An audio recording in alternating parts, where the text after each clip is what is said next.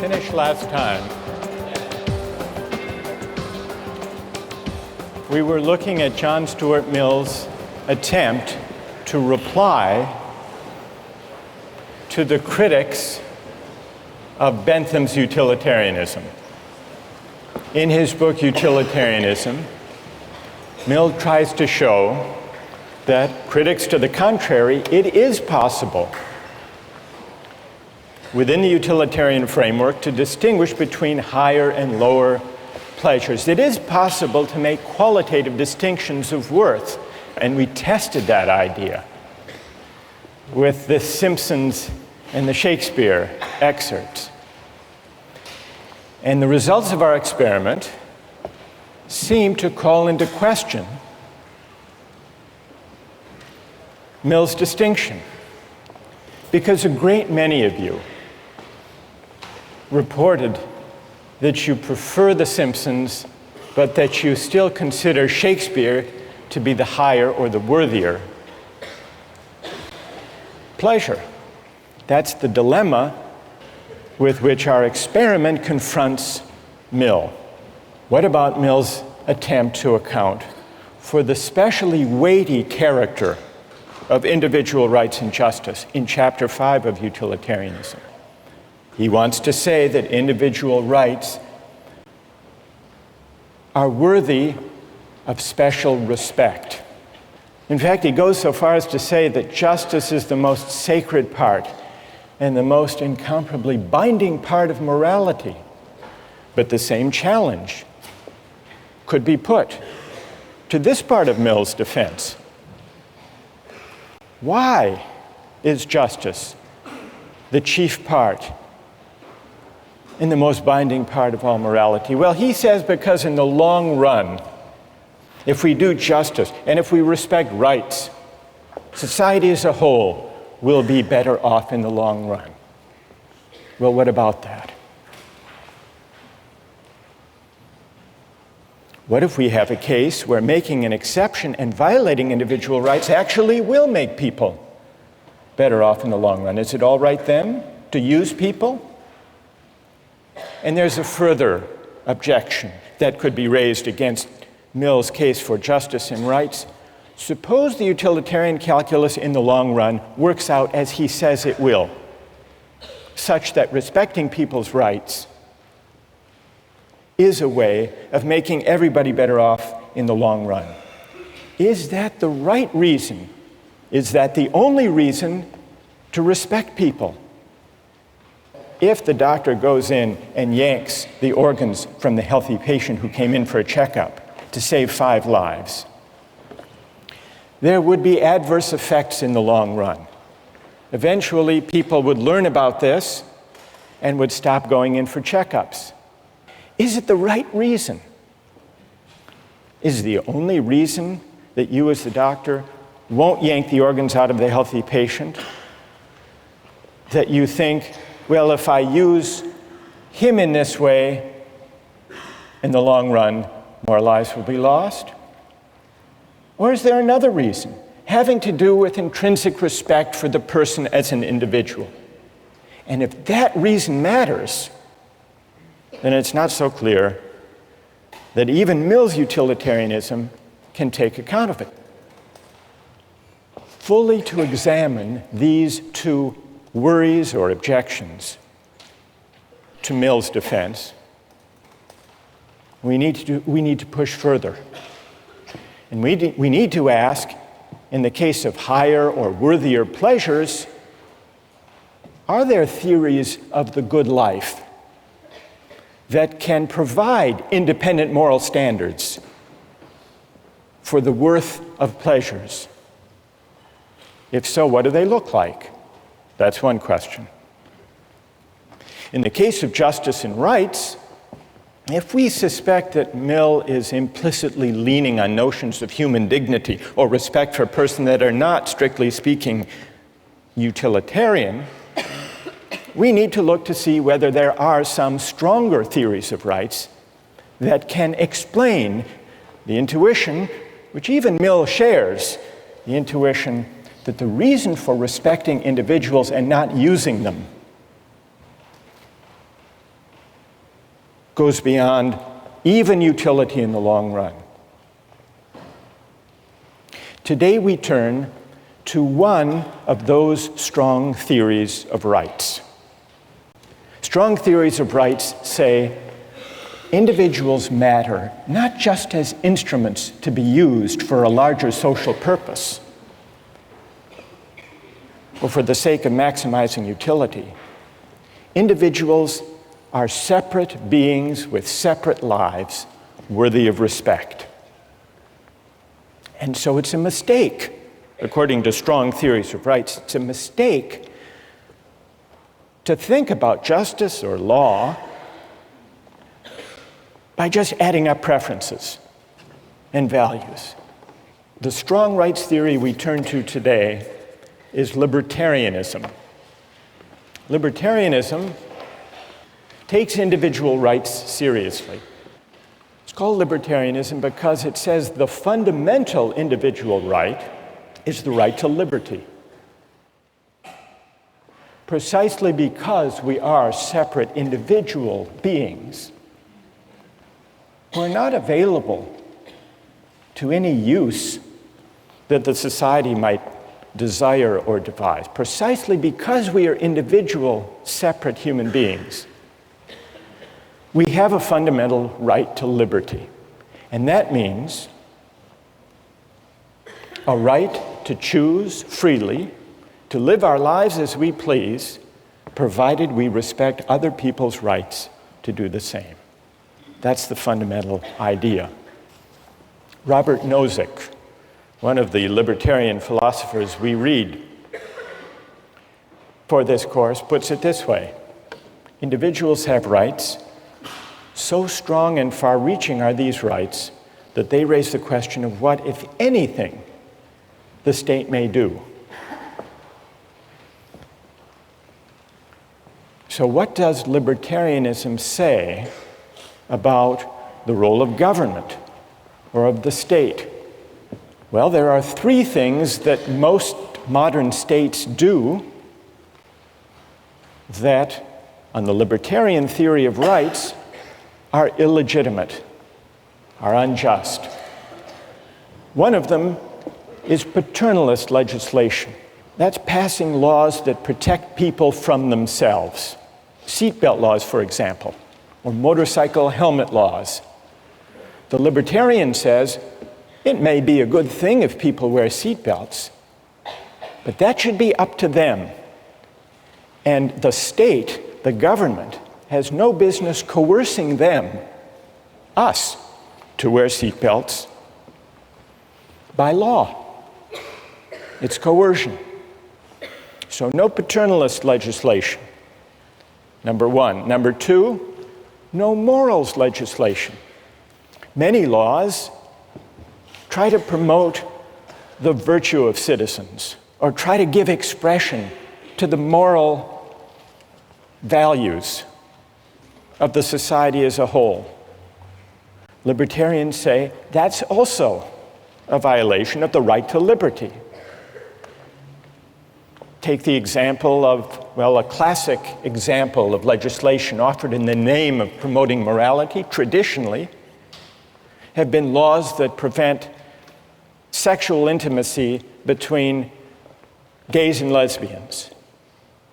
The libertarian says, nobody else is harmed, nobody else's rights are violated, so the state should get out of the business entirely of trying to promote virtue or to enact morals legislation. And the third kind of law or policy that is ruled out on the libertarian philosophy is any taxation or other policy that serves the purpose of redistributing income or wealth from the rich to the poor. Redistribution is a kind, if you think about it, says the libertarian, is a kind of coercion. What it amounts to is theft by the state or by the majority, if we're talking about a democracy, from people who happen to do very well and earn a lot of money. Now, Nozick and other libertarians allow that there can be a minimal state that taxes people for the sake of what everybody needs: the national defense, police force, judicial system to enforce contracts and property rights. But that's it. Now, I want to get your reactions to this third feature of the libertarian view. I want to see who among you agree with that idea and who disagree and why. But just to make it concrete and to see what's at stake, consider the distribution of wealth in the United States. The United States is among the most inegalitarian societies as far as the distribution of wealth of all the advanced democracies. Now, is this just or unjust? Well, what does the libertarian say? Libertarian says, you can't know just from the facts I've just given you. You can't know whether that distribution is just or unjust. You can't know just by looking at a pattern or a distribution or a result whether it's just or unjust. You have to know how it came to be. You can't just look at the end state or the result. You have to look at two principles. The first he calls justice in acquisition, or in initial holdings. And what that means simply is, did people get the things they used to make their money fairly? So we need to know, was there justice in the initial holdings? Did they steal the land or the factory or the goods that enabled them to make all that money? If not, if they were entitled to whatever it was that enabled them to gather the wealth, the first principle is met. The second principle is, did the distribution arise from the operation of free consent? People buying and trading on the market. As you can see, the libertarian idea of justice corresponds to a free market conception of justice. Provided people got what they used fairly, didn't steal it, and provided the distribution results from the free choice of individuals buying and selling things, the distribution is just.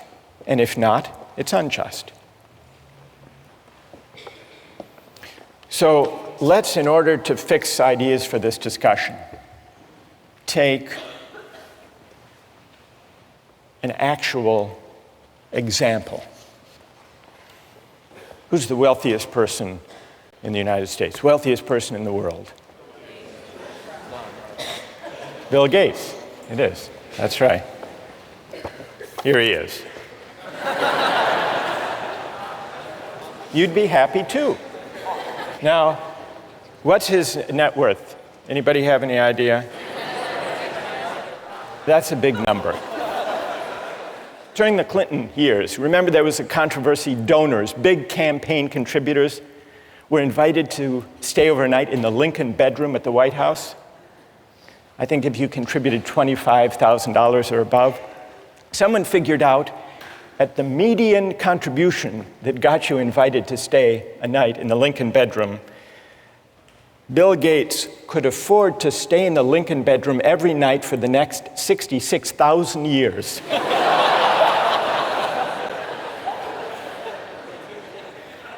Somebody else figured out, how much does he get paid on an hourly basis? And so they figured out, since he began Microsoft, suppose he worked, 14 hours per day.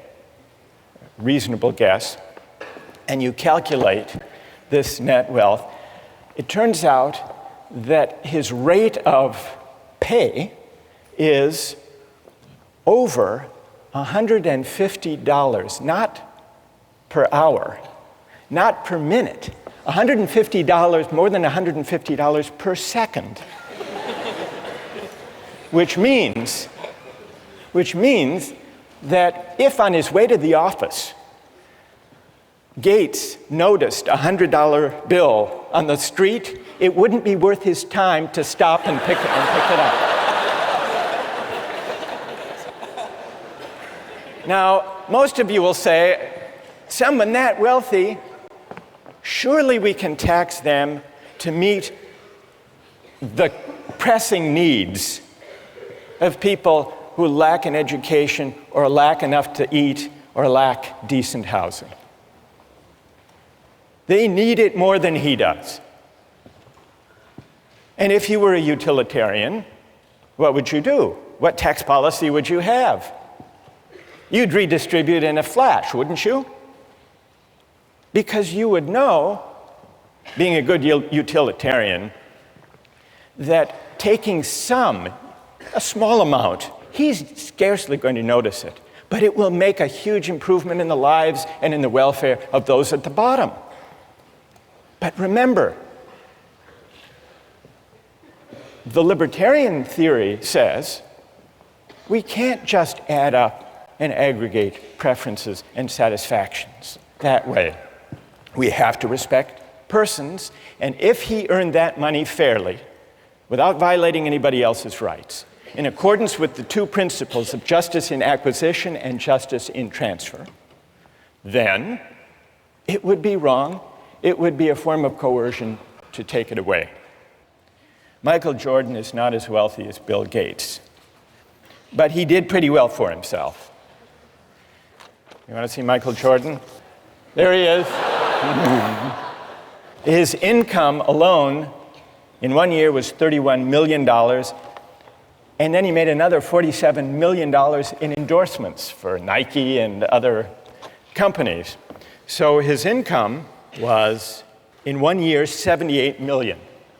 To require him to pay, let's say, a third of his earnings to the government to support good causes like food and healthcare and housing and education for the poor, that's coercion.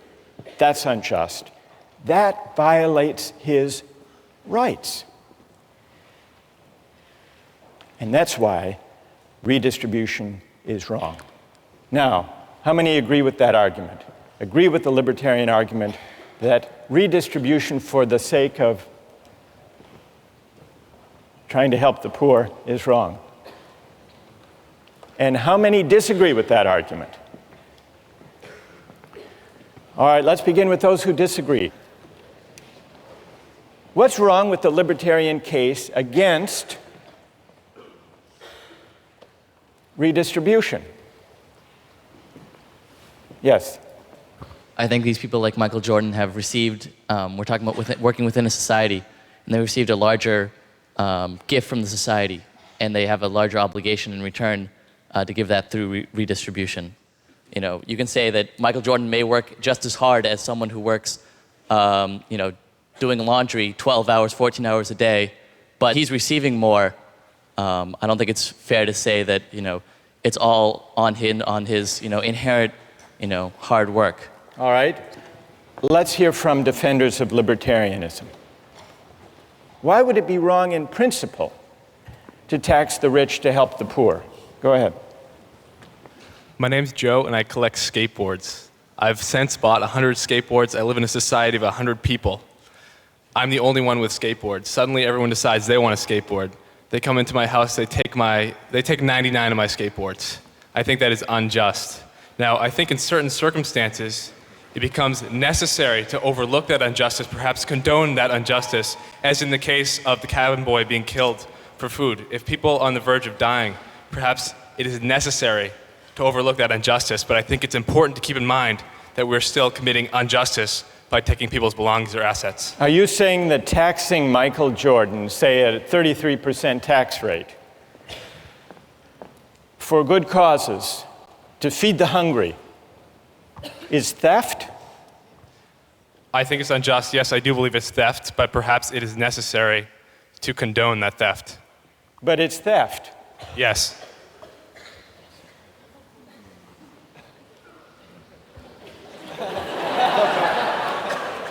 Why is it theft, Joe?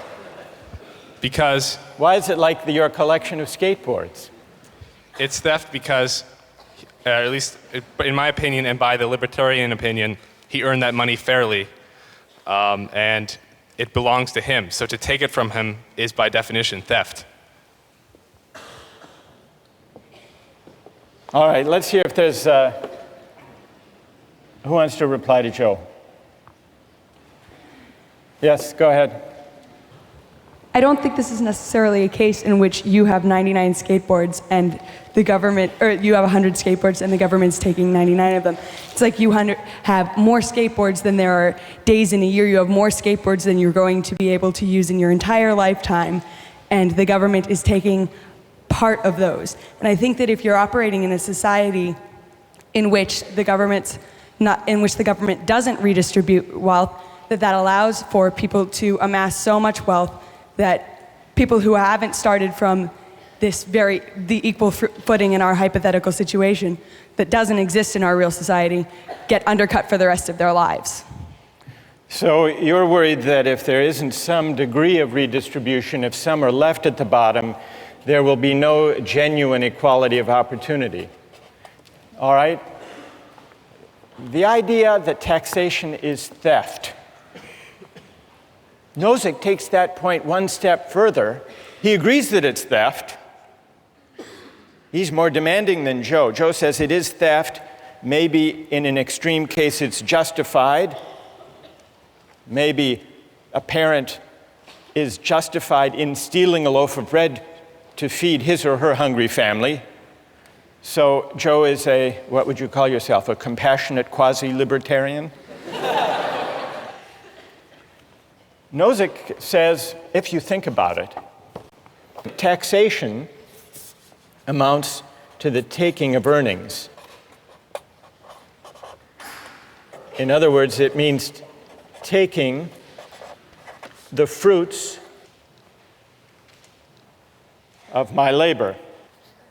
But if the state has the right to take my earnings or the fruits of my labor, isn't that morally the same as, according to the state, the right to claim a portion of my labor?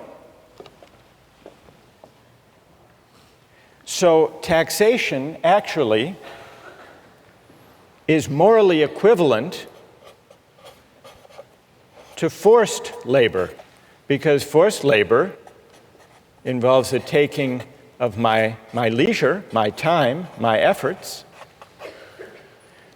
just as taxation takes the earnings that I make with my labor. And so for Nozick and for the libertarians, taxation for redistribution is theft, as Joe says, but not only theft, it's morally equivalent to laying claim to certain hours of a person's life and labor. So it's morally equivalent to forced labor. If the state has a right to claim the fruits of my labor, that implies that it really has an entitlement to my labor itself. And what is forced labor? Forced labor, Nozick points out, is what? Is slavery. Because if I don't have the right, the sole right to my own labor, then that's really to say that the government or the political community is a part owner in me. And what does it mean for the state to be a part owner in me? If you think about it, it means that I'm a slave, that I don't own myself. So what this line of reasoning brings us to is the fundamental principle that underlies the libertarian case for rights. What is that principle? It's the idea that I own myself. It's the idea of self-possession. If you want to take rights seriously, if you don't want to just regard people as collections of preferences, the fundamental moral idea to which you will be led is the idea that we are the owners or the proprietors of our own person. And that's why utilitarianism goes wrong. And that's why it's wrong to yank the organs from that healthy patient. You're acting as if that patient belongs to you or to the community, but we belong to ourselves. And that's the same reason that it's wrong to make laws to protect us from ourselves, or to tell us how to live, to tell us what virtues we should be governed by.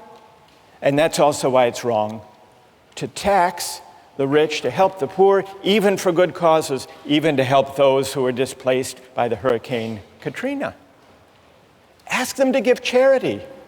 But if you tax them, it's like forcing them to labor. Could you tell Michael Jordan he has to skip the next week's games and go down to help the people displaced by Hurricane Katrina? Morally, it's the same. So the stakes are very high. So far, we've heard some objections to the libertarian argument, but if you want to reject it, you have to break into this chain of reasoning, which goes, taking my earnings is like taking my labor, but taking my labor is making me a slave. And if you disagree with that, you must believe in the principle of self-possession. Those who disagree, gather your objections, and we'll begin with them next time. We were talking last time about libertarianism. I want to go back to the arguments for and against the redistribution of income. But before we do that, just one word about the minimal state. Milton Friedman, a libertarian economist, he points out that many of the functions that we take for granted as properly belonging to government don't. They are paternalist. One example he gives is Social Security. He says it's a good idea for people to save for their retirement during their earning years, but it's wrong.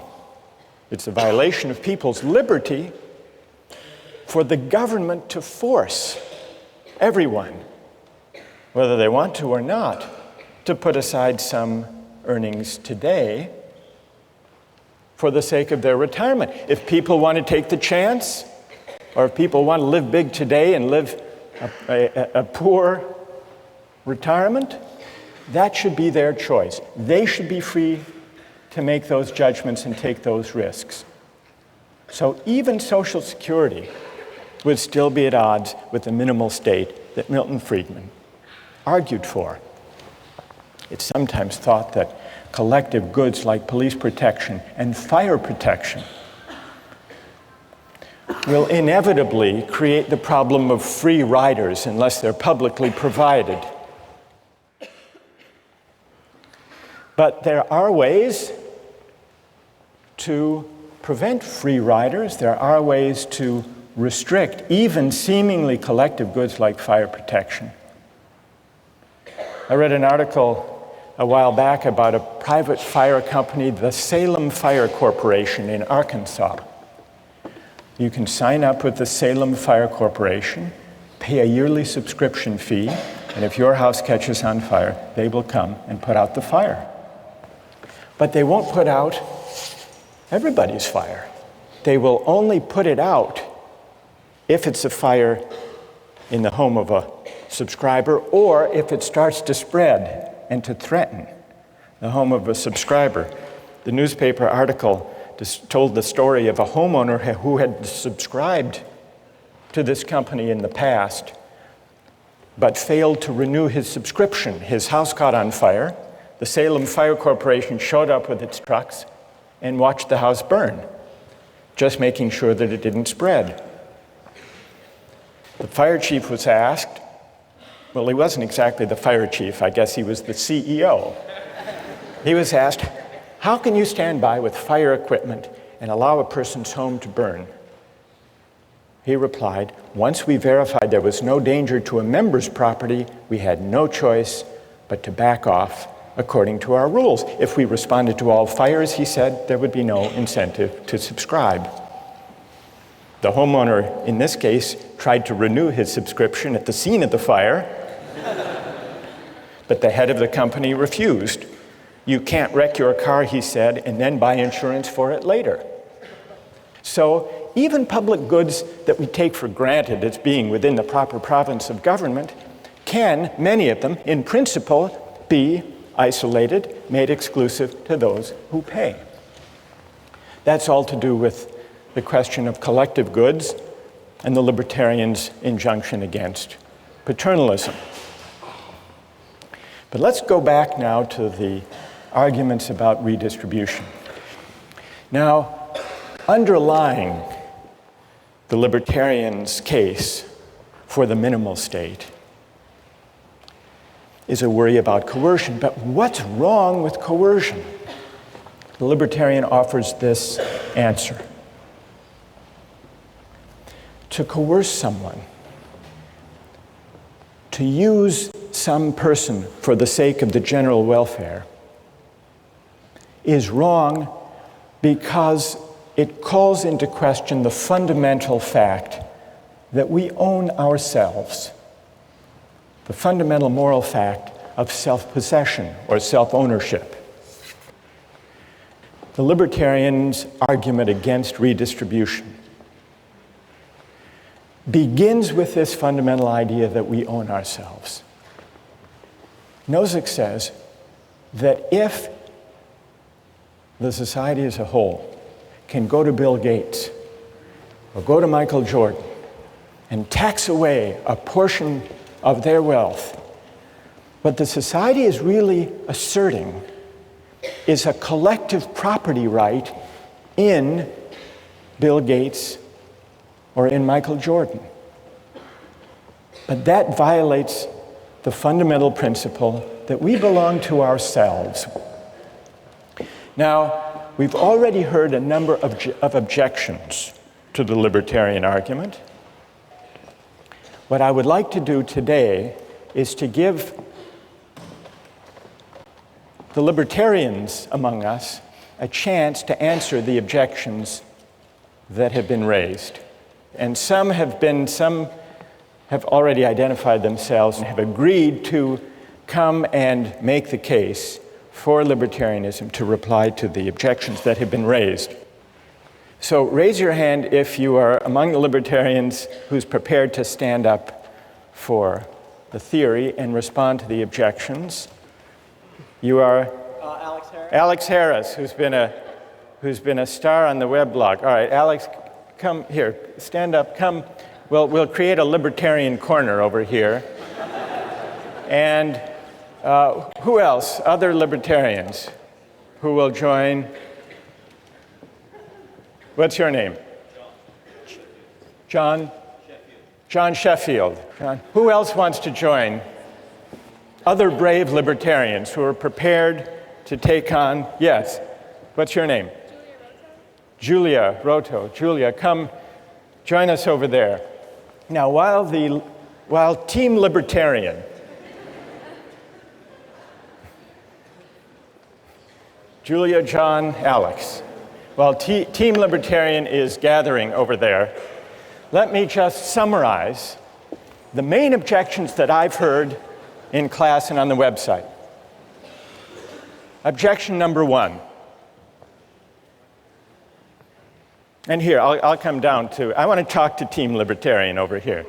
So, objection number one is that the poor need the money more. That's an obvious objection. A lot more than do Bill Gates and Michael Jordan. Objection number two, it's not really slavery to tax, because at least in a democratic society, it's not a slaveholder, it's Congress. It's a democratic, you're smiling, Alex, already. You're confident you can reply to all of these? So taxation by consent of the governed is not coerced. Third, some people have said, don't the successful, like Gates, owe a debt to society for their success that they repay by paying taxes?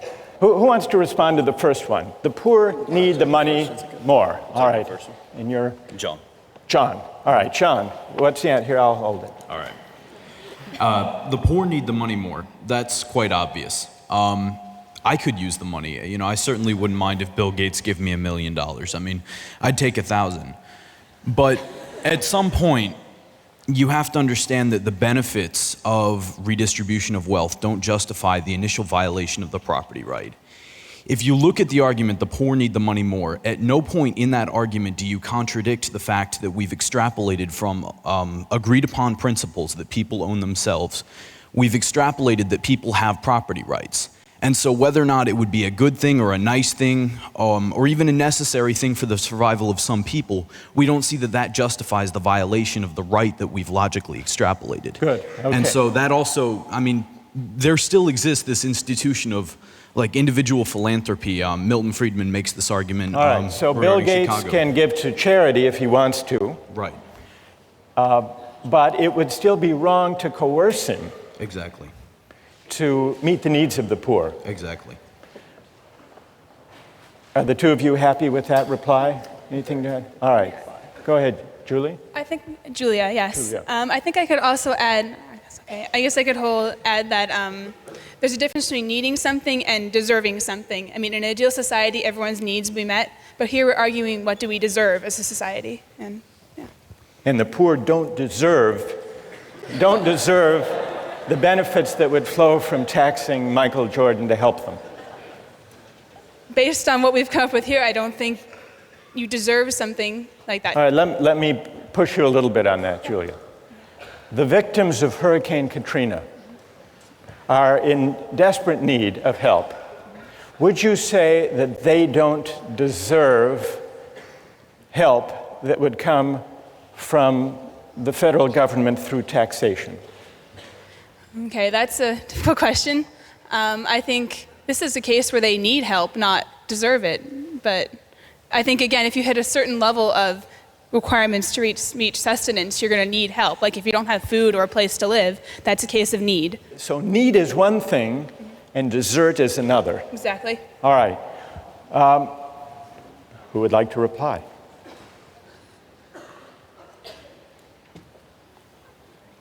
Yes.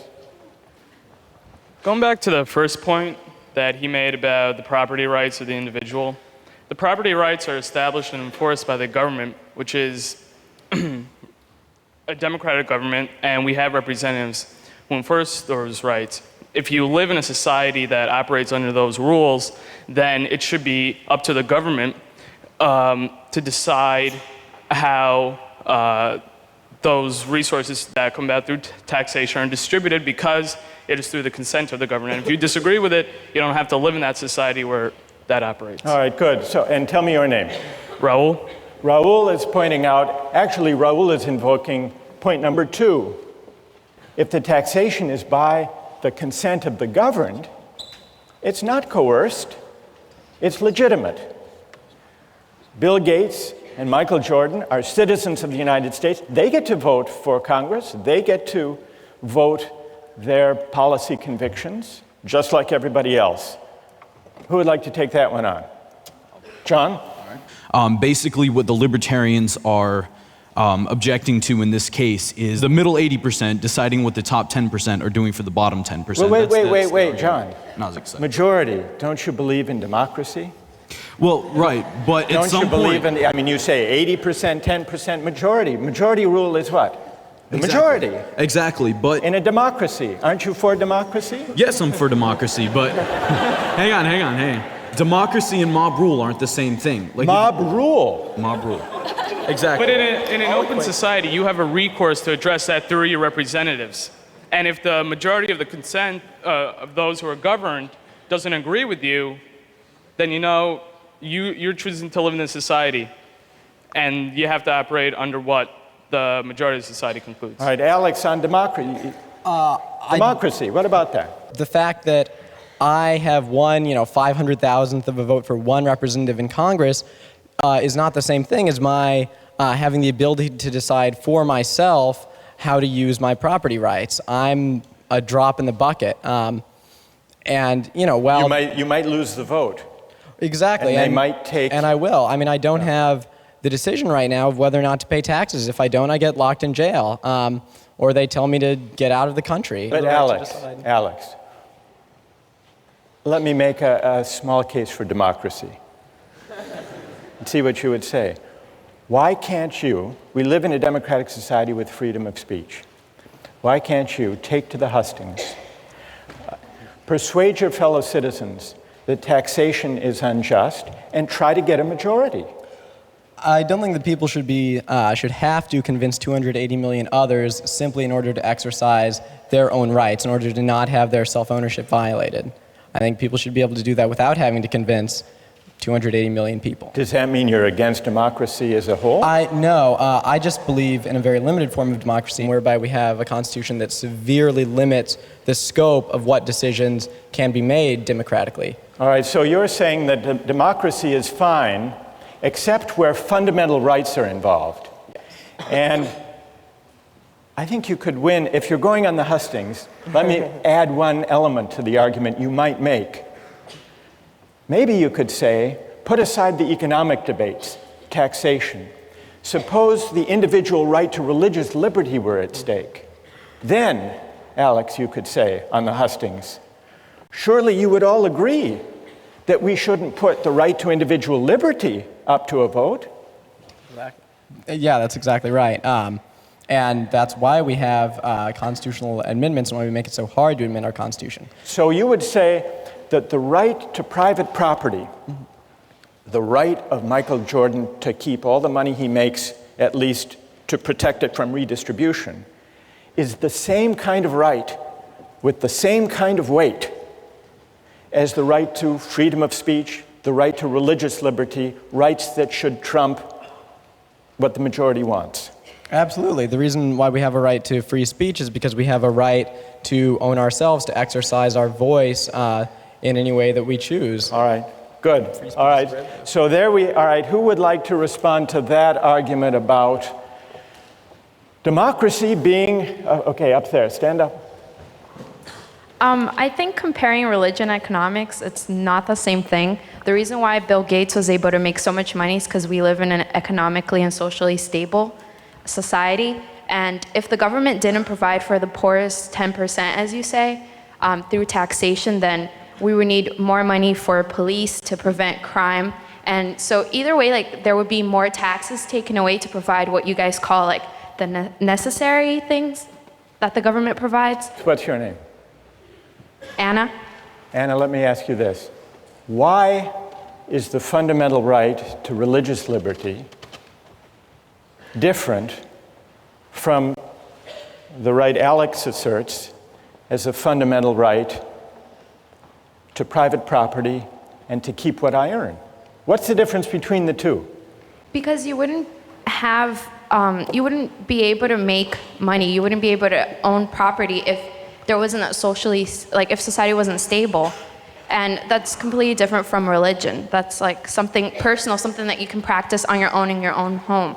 Whereas me practicing my religion is not gonna affect the next person. But if I'm poor and I'm desperate, I might commit a crime to feed my family, and that can affect others. Okay, good, thank you. Would it be wrong for someone to steal a loaf of bread to feed his starving family? Is that wrong? I believe that it is. Let's take a quick poll of the three of you. You say yes, it is wrong. It violates property rights, it's wrong. Even to save a starving family? I mean, there are definitely other ways around that, and by justifying... No, hang on, before you laugh at me. That didn't work.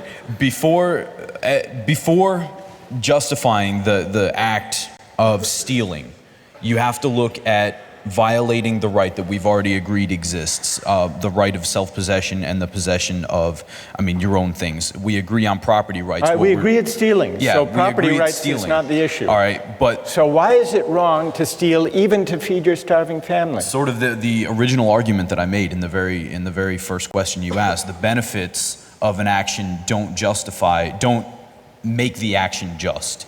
What would you say, Julia? Is it all right to steal a loaf of bread to feed a starving family, or to steal a drug that your child needs to survive? I think I'm okay with that, honestly. Even from a libertarian standpoint, I think that, saying that you can just take money arbitrarily from people who have a lot to go to this pool of people who need it, but you have an individual who's acting on their own behalf to kind of save themselves. I think you said from the idea of like self-possession, they're also in charge of protecting themselves and keeping themselves alive. So therefore, even from a libertarian standpoint, that might be okay. All right, that's good. That's good. All right, what about number 3 up here? Isn't it the case that the successful, the wealthy, owe a debt? They didn't do that all by themselves. They had to cooperate with other people. That they owe a debt to society, and that's expressed in taxation. You want to take that on, Julie? Okay, this one, I believe that there is not a debt to society in the sense that how did these people become wealthy? They did something that society valued highly, something that society has already been providing for them.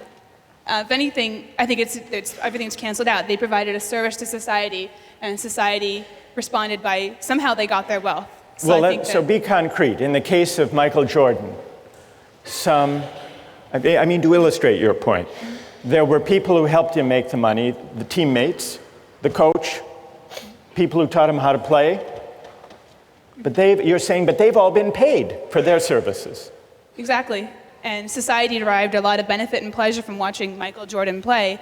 I think that's how he paid his debt to society. All right, good. Anyone like to take up that point? Yes. I think that there's a problem here with that we're assuming that a person has self-possession when they live in a society. I feel like when you live in a society, you give up that right. Technically, if I want to personally go out and kill someone because they offend me, that is self-possession. Because I live in a society, I cannot do that. I think it's kind of equivalent to say, because I have more money, I have resources that can save people's lives. Is it not okay for the government to take that from me? It's self-possession only to a certain extent because I'm living in a society where I have to take account of the people around me. So are you questioning, what's your name? Victoria. Victoria, are you questioning the fundamental premise of self-possession? Yes. I think that you don't really have self-possession if you choose to live in a society because you cannot just discount the people around you. All right, I want to quickly get the response of the libertarian team to the last point. The last point builds on, maybe it builds on Victoria's suggestion that we don't own ourselves.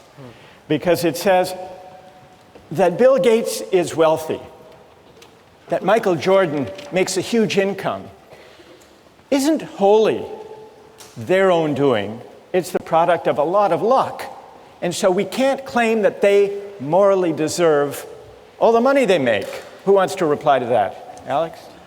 You certainly could make the case that it is not, their wealth is not appropriate to the goodness in their hearts, but that's not really the morally relevant issue. The point is that they have received what they have through the free exchange of people who have given them their holdings, usually in exchange for providing some other service. Good enough. I want to try to sum up what we've learned from this discussion, but first let's thank John, Alex, and Julia for a really wonderful job.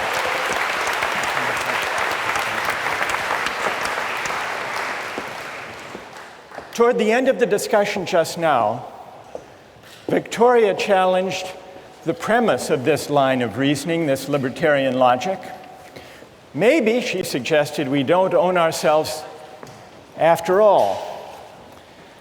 If you reject the libertarian case against redistribution, there would seem to be an incentive to break into the libertarian line of reasoning at the earliest, at the most modest level. which is why a lot of people disputed that taxation is morally equivalent to forced labor. But what about the big claim, the premise, the big idea underlying the libertarian argument? Is it true that we own ourselves? Or can we do without that idea and still avoid what libertarians want to avoid,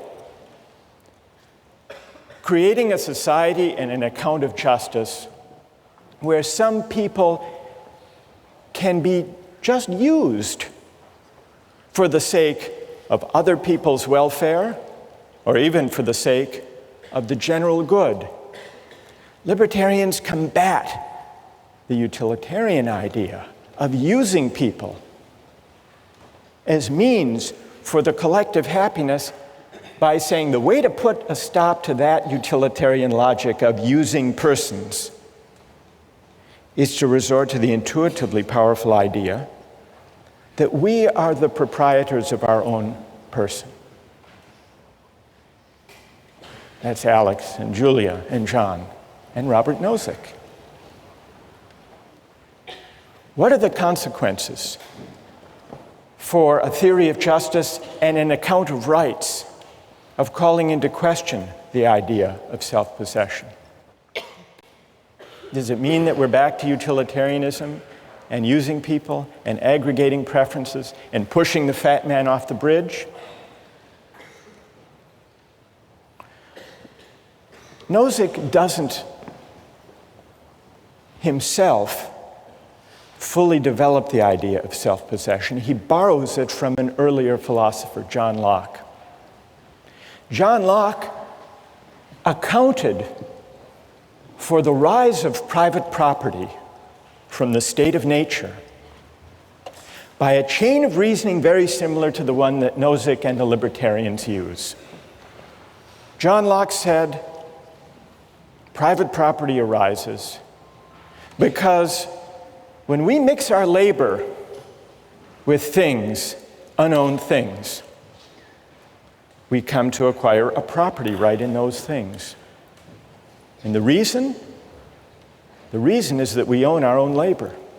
And the reason for that, we are the proprietors, the owners of our own person. And so in order to examine the moral force of the libertarian claim that we own ourselves, we need to turn to the English political philosopher John Locke and examine his account of private property and self-ownership. And that's what we'll do next time.